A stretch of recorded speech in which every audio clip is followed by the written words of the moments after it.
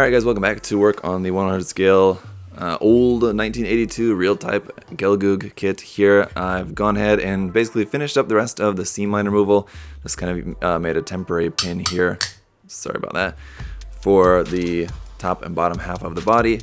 Just go ahead and do a rough assembly for you guys so you can kind of see how it's looking. Something like this. I mean, it's coming along, but it's still a little bit loose and still needs some adjustments to some things to get the pose right, but anyway, that's all fine for now. We're just still working on getting everything all squared away. And one of the things that you guys did agree with was the idea of putting a beam emitter or something in here in the forearm part, so we will go ahead and do that. And I'm thinking of putting a little kind of double one in there because this is kind of wide enough.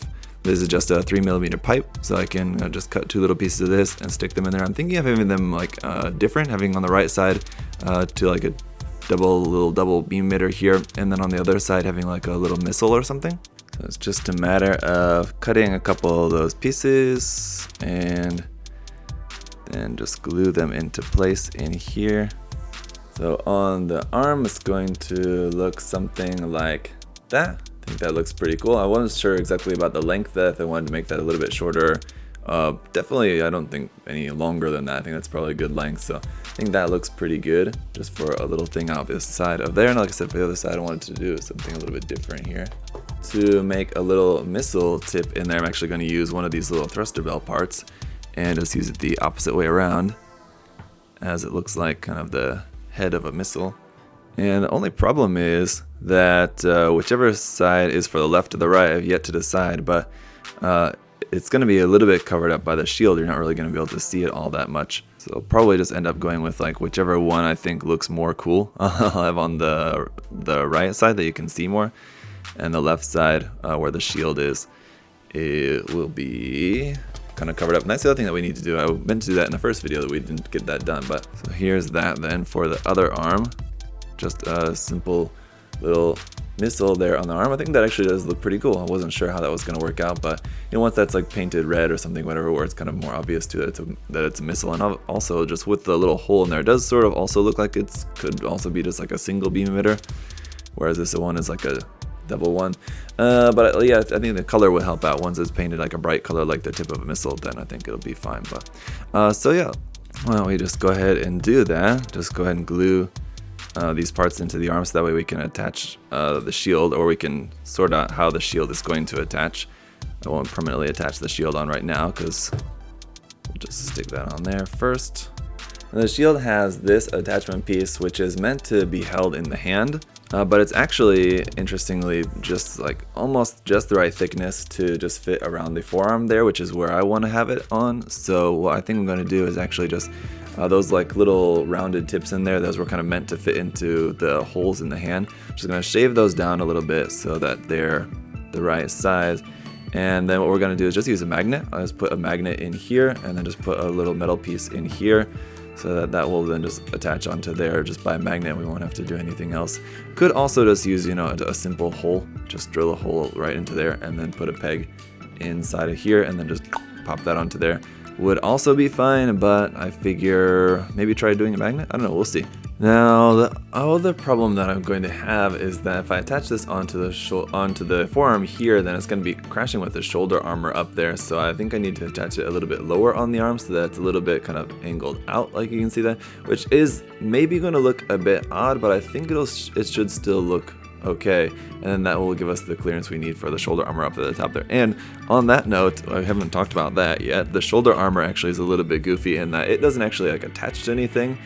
It's just these two pieces and it's quite thin, so it'd be hard to like make anything up in there. You could, you know, make some plot plate up in there, you know, build an attachment point to then, you know, which is actually what I was thinking to do, then attach this onto the top of the arm, make some sort of rod or connection going between the two of them so that that's actually connected onto there. What you're actually meant to do according to the manual is just to glue it straight onto the side of the body here like that, which is fine, and I think that is probably what I'm going to do. But what I'm going to do is actually set it up a little bit higher. I'm going to make this go up like 3-4 millimeters up higher than that, and what that is going to do is just going to give the appearance of just like a larger, bigger, more mean looking shoulders. So if you got like the head on there like that and the shoulders like that, versus if you have the shoulder up a little bit like that, it's gonna look a lot nicer. So I think that's probably what I'll do. I'll go ahead and glue those onto there. And yeah, for our shield connection, that'll be fine just onto the forearm, a little bit lower down there like that. But the problem is now that this is a pretty good fit onto the upper arm, but this lower, or like the top part of the lower arm, but this lower part here is narrower, so now there's a gap there. So what I think I want to do is cut this connection piece here, cut this and then cut a little bit out and then reattach it, glue it back on so that it's a little bit narrower, so that it'll fit onto the forearm a little bit nicer. And then we'll stick onto the inside of here, we'll stick one of these little metal plates, and then we'll drill a hole into the side of the arm and stick in a magnet right into there, and that should be able to just pop magnet right onto the side of the forearm there. So while that is all set, and let's also take a look back here at the backpack. Remember, we're working on this as well too. I'm going to just use just a couple of option parts on this, and that should dress it up nicely to work out pretty well. And now I'm just going to use these same thruster bells that we used for the little missile, but I'm going to use them actually as thruster bells. These also, I'm using these because of the fact that they're less detailed than other ones. I've got some other different thruster bell option parts and things like that, especially the ones from Bandai are super detailed, the like HD Builders parts ones. But these being less detailed, again, I think will match better with the general aesthetic of the suit. So I'm just going to glue the two of these onto the bottom of the backpack like that, just kind of like your normal kind of thruster bells there. And then use a couple of these vent details to kind of fit here in the center of the backpack there, like that. So let me go ahead and attach these all onto there. Alright, there we go. I went with the triple vents on there because I wanted this to look kind of similar to like the MSV desert type Xeon suits that kind of usually have like backpacks with lots of vents and stuff on there. So I think that's looking probably pretty good. It looks very simple, but that's kind of the idea. So I guess it'll be pretty good like that. And it also looks a little bit goofy now because it's all different colors. Once it's all painted up, I think it'll also look a little bit better. These thruster bells may be a little bit too large, I'm thinking. I don't know. We'll see. Those are easy enough to replace. So once we got the thing like put together and I'm thinking that those are too big, I could definitely remove those and replace them. But for now, I think they'll be okay. And then with the head and shoulders all attached, the head doesn't really have a good way to attach on there quite yet, but there you guys can get the idea anyway. So another thing we need to work on here is a little bit on the gun. Now I did also, like, it had a little kind of barrel tip sticking out the end of there, but I went ahead and just cut that off and then just made this kind of the barrel tip. I just had to drill that back out. It had a little kind of nub of a bit sticking out the end of that. See if you can see it in one of these pictures here. Yeah, it's kind of hard to see in the picture, but anyway, I think that looks a lot better there like that, with that nice sharp pointy bit there with the hole in there. And I went ahead and cut off the kind of cable part there. I'm going to replace that here. I've just got a 1mm rod, or it's just like a 1mm wire, and then I've got a 2mm spring around the outside of that just to kind of help hold the shape. And then I'll just glue this into place here into the back of that just to make a new wire for that. And the back end of this, I went ahead and cut that off, and then I'm gonna put something on the back here. I'm not exactly sure, I'm still working on that, but I think I do also want to change up the camera a little bit by making it not quite so large, since we're basically making this into more of like a ground type suit event essentially now. So I just wanted to change up the design a little bit to kind of match that, so making it like a little bit smaller camera, a little bit different camera lens, at least the lens part. So I think what I'm going to do is basically just kind of file that down, just bring it all back a little bit. So basically file off the first, like the front 3mm of that basically.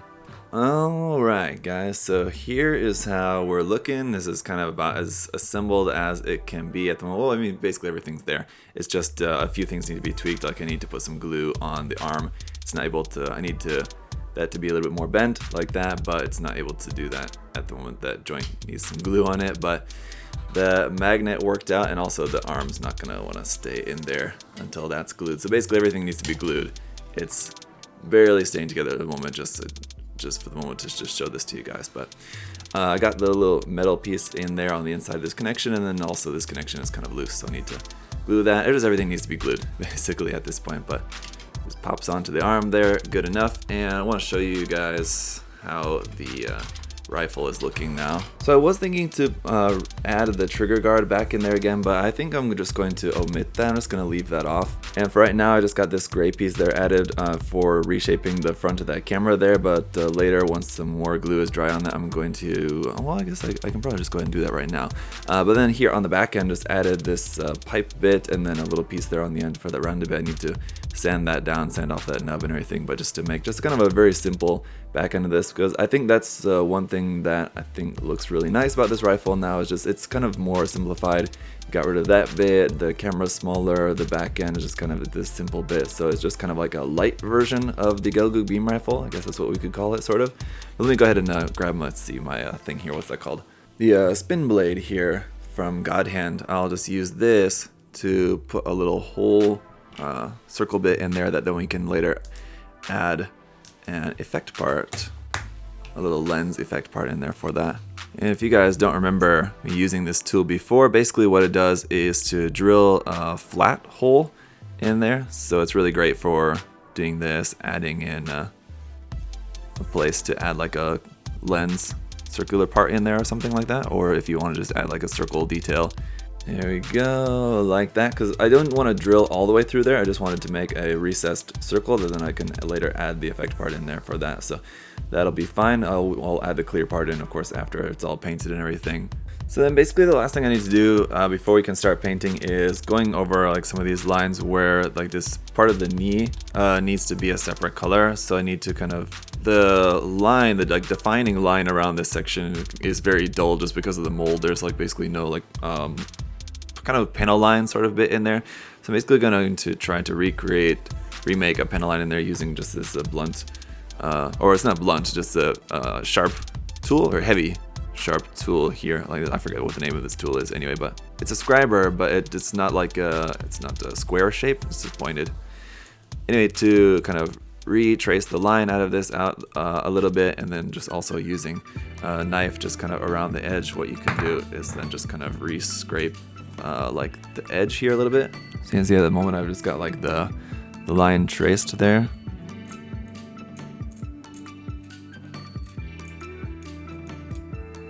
Just keep at it like that, and just basically using the tip of your knife to make this where it's kind of rounded, and then just kind of try to make it a more defined transition or lack of transition between the two parts, so it looks like they're separate parts anyway. So anyway guys, I'll finish up that, and then I think I'm ready to get some of these parts glued so that at least like the arm joint, for example, like I said, the elbow joint, I just need to glue that so it's not so floppy. Get this glued and get everything cleaned up, and then get some primer on here, and then the next video we'll do the actual painting. Thank y'all so much for watching, and I'll see you guys then. Bye bye.